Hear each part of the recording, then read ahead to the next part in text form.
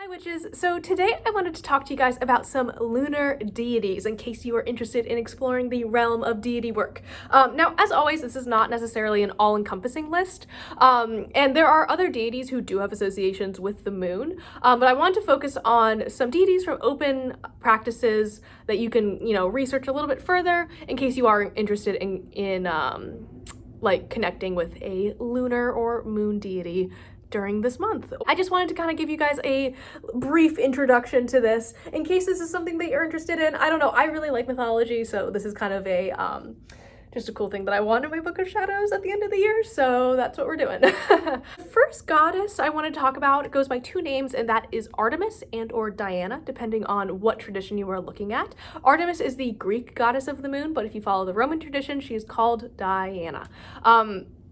This goddess is where the term Dianic Wicca comes from, so if you've ever heard of that, it is basically Wicca that venerates Diana or Artemis as their like chief goddess. Now, Dianic Wicca is a little bit unique in that it is only allowed to be practiced by women. If you are interested in this path, just be a little bit forewarned. Sometimes there is some like anti-trans women rhetoric that I don't really personally jive with, so I have stayed really far away from it, but I know that not all Dianic Wiccans are like that, so I don't want to pass judgment on everybody.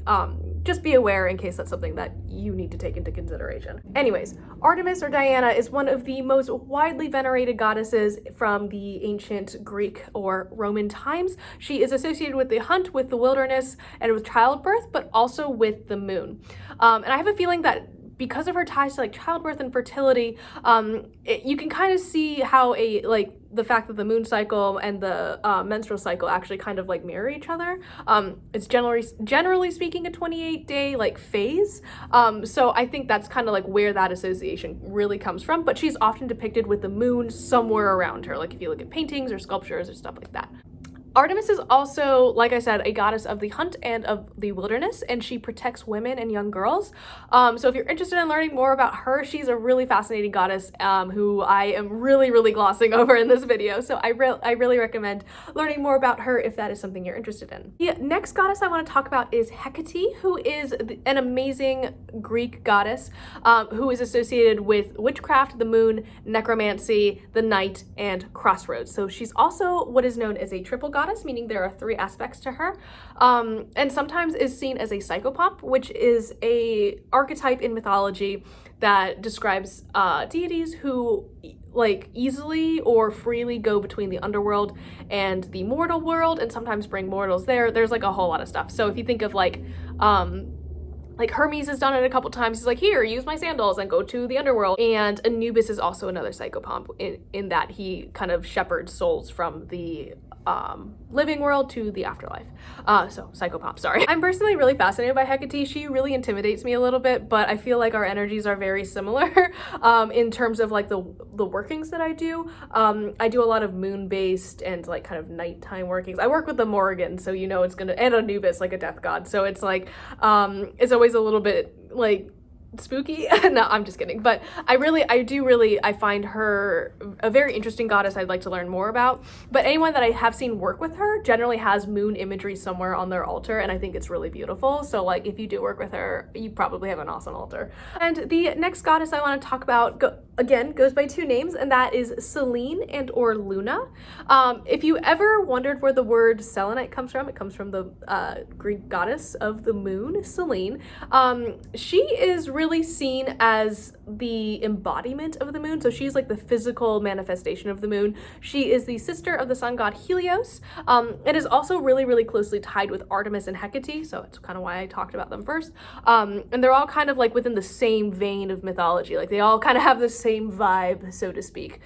So she's also a really great goddess, but again, less of a, like she's mostly focused on like the moon and lunar energy. So if that's something you're interested in working with, check out Selene and or Luna. The next deity I want to talk about is actually a god, which I was shocked. I didn't realize there were actually male like moon deities. I have not really, I don't know, I don't really associate the energy of the moon. I've always associated the energy of the moon with a more feminine energy, but like that's also really stupid and like within the constructs of a gender binary, so like meh.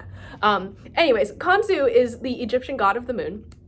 He is said to help the sky goddess Newt give birth to her children by extending the night for her when the sun god Ra forbade her to give birth for an entire year during the day. So basically, he's kind of like the same thing where he's more of a personification of the moon, and or at least from what I can understand, and he did extend the night so that Newt could safely give birth to her children. And so the story goes. So another Egyptian god who is associated with the moon, however, is Toth. So this is actually a really cool god. You might have seen him before. If you have read anything by Aleister Crowley, he features really prominently in the religion of Thelema. He is the Egyptian god of the arts, sciences, mathematics, wisdom. It's said that he invented writing. Along with that, he kind of was associated with with astronomy and the moon. So it's all very much in that vein, and he does have a lot of lunar symbols that go with his worship. So if you're interested in that, he is a very cool god. And then Aleister Crowley does talk a lot about him. However, that is his interpretation of the Egyptian pantheon. I want you to think that you have to practice Thelema in order to work with Toth, because that's not true. So yes. The next goddess I want to talk about is Ceridwen, who is a Welsh enchantress and goddess who is famed for her magic cauldron. I believe we actually talked about her before earlier this year. She is the goddess associated with knowledge, divine inspiration, prophecy, and the underworld. So you can kind of see like a little bit of ties between the moon and like the afterlife and stuff like that in a lot of different cultures, which is cool. She is featured in some Arthurian legend as well, so you might have heard of her. The way I interpret that, I see her as the goddess of the cauldron of inspiration personally, like in my experience, not with her, but like in terms of like legends and stuff. But I could also see how like, you know, she had this cauldron full of beautiful light, and the opening being a circle, I could see how the light from the cauldron kind of mirrors the lunar disc, I guess. So that's kind of where I see a lot of her associations with the moon, but because she's also a goddess of the underworld and stuff like that, I do see that as well. So Ceridwen is a very cool goddess who has a lot of moon imagery associated with her, so if that is something you're interested in looking into, she's really cool. And she has a very interesting story. Next goddess is also a Celtic goddess, and this is the very famous, as made famous by Stevie Nicks, no, I'm just kidding, the goddess Rhiannon. So Rhiannon is actually a sovereignty goddess, so she's mostly associated with the songbirds, which is part of the song, and horses, but also of the night. So it is said that like, because of her associations with nighttime, and her story is long and tragic, I have written it out for Patreon, so if you're interested in learning more about Rhiannon, definitely check out my Patreon. But basically, because she is associated with the night, she also has this like lunar vibe, so to speak, again. So we see people who work with Rhiannon really following and working with lunar energies and lunar cycles. So yeah. And finally, I did want to mention the triple goddess. So this is the triple moon goddess who is featured prominently in Wicca. So she appears in 3 different aspects: the maiden, the mother, and the crone, or the waxing, full, and waning moons.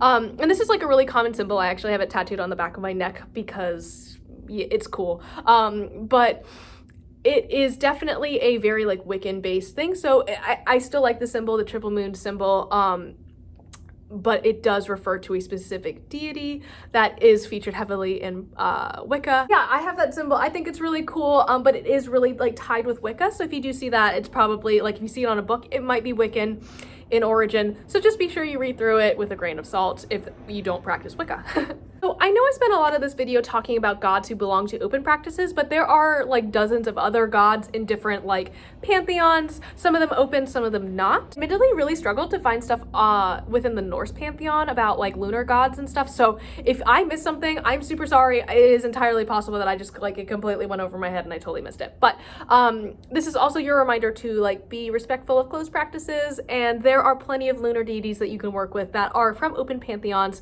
So just do your research, which honestly is pretty fun. And if you find yourself still having some questions, feel free to reach out to me and I can help you out. So I'll see you guys later. Bye.